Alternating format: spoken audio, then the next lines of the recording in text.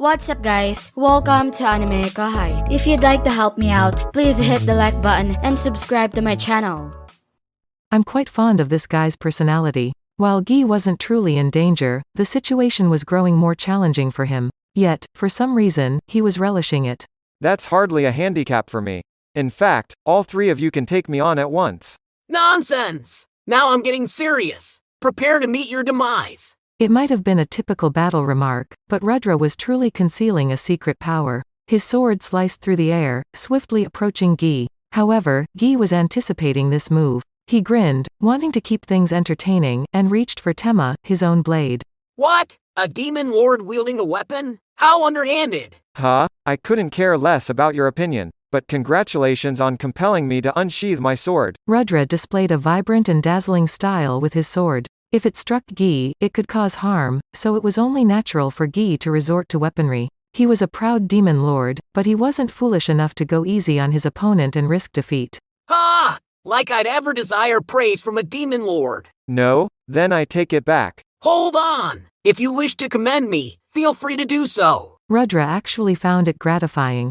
Well, I can likely count on one hand the individuals who have engaged me in combat. Rudra, right? I've taken note of your name. You ought to feel a sense of pride. In a cheerful mood, Guy granted Rudra's wish. Rudra responded with a sincere smile. You're quite impressive as well, you know. I didn't expect a demon lord to effortlessly parry a blade meant to vanquish evil. I owe you one for remembering my name. Before I destroy you, tell me yours. Quite confident for a human, aren't you? But all right, I like you, so I'll tell you. When you reach the underworld, utter my name. I am Guy. This man screamed, Guy-ya, at me, before I ended him, and I use an abbreviated version as my name. Rudra gave Guy an odd look, then snapped out of it. Wait a minute. He exclaimed. That's not a name. It's not a name. Defeating a demon lord with that kind of name won't impress anyone.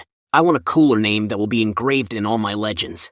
Huh? Why does a name hold such significance for you? It holds great significance. Alright then, just a moment, let's call a timeout. I'll come up with a better name for you. Rudra sheathed his sword.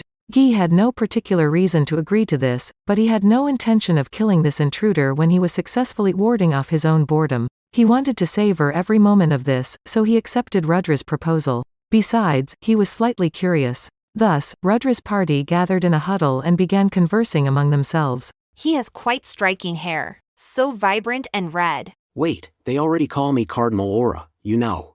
I don't want to give that up. I know. You get worked up over the silliest things. Your hair isn't even red. It's blue. You're the one who started calling me that. Yeah, I know. You're terrible at dealing with women, my brother. I bet Valgrind will leave you sooner or later. What?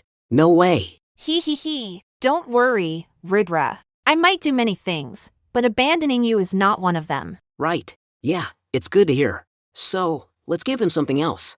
Crimson! How about that? You won't object to it, will you? I quite like that too, yes. I have no complaints either, but are you sure? A hero naming a demon lord. If you become too friendly with him, it's bound to make people quite uneasy, don't you think? Oh, it's fine. Nobody is watching us. If we don't tell anyone, no one will ever find out. Not that Guy was inclined to complain, but Rudra struck him as quite irresponsible. That much was evident from their conversation. It honestly caused him a bit of concern. Have you made a decision? Yeah. Sorry for taking so long. From this point forward, your name shall be Guy Crimson. Thus began the era of the demon lord Guy Crimson. Incidentally, Rudra lost consciousness the moment he bestowed the name. Naming monsters was taboo in the human world, but Rudra held a somewhat wishful belief that it would be acceptable because his adversary was a demon lord. Instead of magicules, he was drained of holy force, teetering between life and death. After waking up, of course, he was practically lectured to death by his sister Lucia and his lover, Velgrin the Scorched Dragon. As a result, the long-awaited final duel between Rudra and Guy was postponed, but ironically, that's how their peculiar relationship began. So Guy patiently waited for Rudra to recover, and once he did, they proceeded with their promised duel. The outcomes were inconclusive, leading to many more subsequent battles between them. Rudra, true to his title as a hero, possessed great strength. As an awakened hero, his battle skills were honed, while Guy relied on raw power and natural talent. They matched each other evenly in combat, but over time, Guy gradually gained an advantage due to his superior stamina. Observing these encounters were three women, Lucia, Velgrund, and Velzard the Ice Dragon. Initially, Velzard had little interest, but as the battles intensified, she found herself enjoying the spectacle. Oh my, it seems Guy has grown even stronger. That's correct, sister. But Rudra is no pushover either. It certainly appears that way. Sometimes I wonder if he's even human. No doubt. And naturally, he's strong. Rudra has become my brother's apprentice and has inherited some of his ultimate power. He will undoubtedly grow stronger, trust me. Oh, that explains it then. Although I would prefer if nobody got hurt. The audience got along well with one another. I have prepared some tea. We have enough for Sir Guy and Sir Rudra as well, as it seems their battle is nearing its end. Misery and the demons under her care provided the tea service. This had become an almost daily occurrence as time went on. Alternatively, there were occasions when the sisters would engage in such heated arguments that nobody felt like fighting anymore.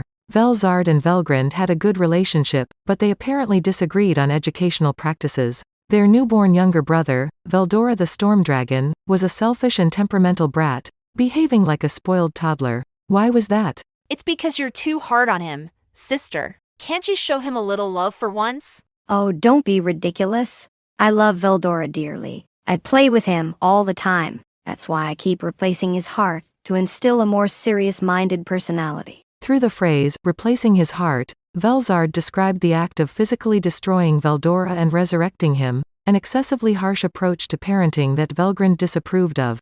I'm telling you not to do that. Connect with him through words, not violence.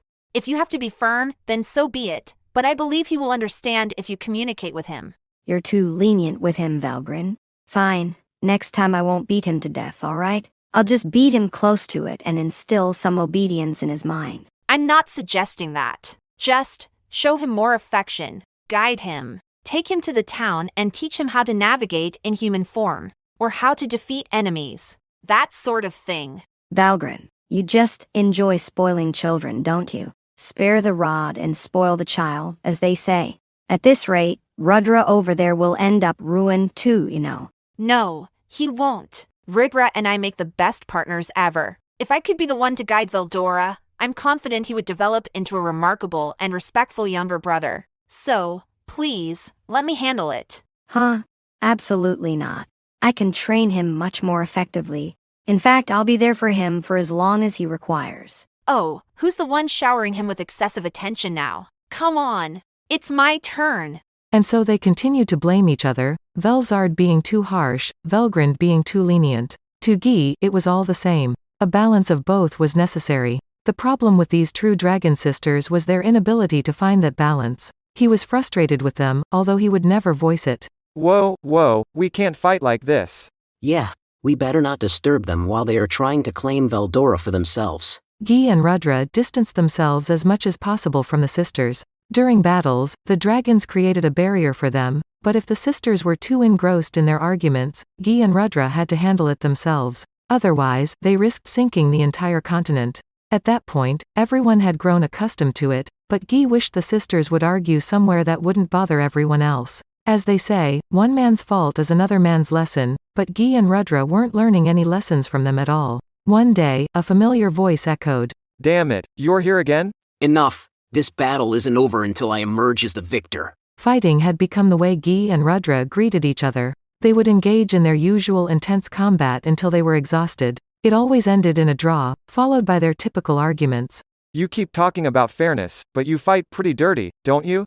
Guy's observation was accurate. Throwing sand into his opponent's eyes was a common tactic. The moment Rudra initiated the fight, he would deploy a holy barrier to diminish Guy's strength. Guy didn't bother checking for traps before the fight started, and Rudra knew that, so he attempted to unleash all sorts of traps on him. Even his excuses were feeble. Listen, if I emerge victorious, it signifies that I'm in the right, alright? In fact, if I don't win, then I'll never be able to claim justice on my side. That's precisely why I must secure a win, regardless of the circumstances. With a proud declaration, a victory was a victory, regardless of appearances. Don't give me that nonsense. Do whatever you want, but at least stop pretending it's fair and square, all the damn time. Guy had a valid point. However, Rudra merely snorted in response. Don't feed me that nonsense. Seriously, don't even try it, man. That move you just attempted, I pulled it off on you last time, remember? How long do you think I dedicated to mastering that? Changing the subject was Rudra's secret skill, a way to divert the conversation and prevent Guy from cornering him all the time. Rudra had received a comprehensive education, providing him with a talent for verbal acrobatics like this. The onlookers couldn't resist joining in, their voices interjecting with remarks. One of them scoffed, "Years? More like 3 weeks, if I recall." Another chimed in, adding, "Right." Sir Veldanava was thoroughly impressed. The commentary from the onlookers made Guy roll his eyes. Rudra's supposedly intricate move, which he claimed was the culmination of his life's work, was not particularly sophisticated. Guy shot Rudra a glance and sighed. Stealing people's moves. You're the one being dirty here. Rudra continued to express his grievances, but he had his own reasons as well. His arguments stemmed from a certain anxiety in his mind. Although they were still evenly matched in terms of raw power, Rudra sensed himself being pushed around a bit lately. He felt it more than anyone else and knew that this couldn't continue. If I could fight fairly and win, you know I would, man. He wanted to shout those words aloud. However, despite the lofty ideals he professed, he was now compelled to employ any trick he could to secure victory. Guy appeared visibly frustrated by the situation, but he was well aware of Rudra's thoughts. In fact, he found great enjoyment in engaging in verbal arguments with him. That's why he allowed Rudra to attempt whatever he wanted, and he also agreed with Rudra's victory at all costs approach. Guy had long accepted Rudra as his equal. Having someone who could match him evenly in combat brought him immense joy. Furthermore, just as Rudra had mentioned, Guy was growing stronger with each battle. Obtaining an ultimate skill was not the end of the journey, it was only through mastering it that its true potential could be realized. Guy had learned this through his battles with Rudra. At present, Guy was employing Rudra's style, fighting solely with a sword, yet he was already starting to overpower his opponent. If he were to incorporate skills and magic into the mix, Guy was certain to secure victory. However, he refrained from doing so. Somewhere along the way, he had started desiring a draw rather than an end to their rivalry. That's it for this video, guys. Thank you for always watching my videos and supporting my channel. A big thanks to the AnimeKouhai patrons who made this video possible. Judah Herrera, Just a Guy, Miss L.W. Hernandez, Linnell Scarlett, Khalid, Christian Deshazer, Cal Robs, Divine C. Harris, Panda Cats, Aaron Alarcon, DeAndre Nance, Montyboy98, Karam Faraj. Thank you so much for helping out. I'll see you guys in the next video.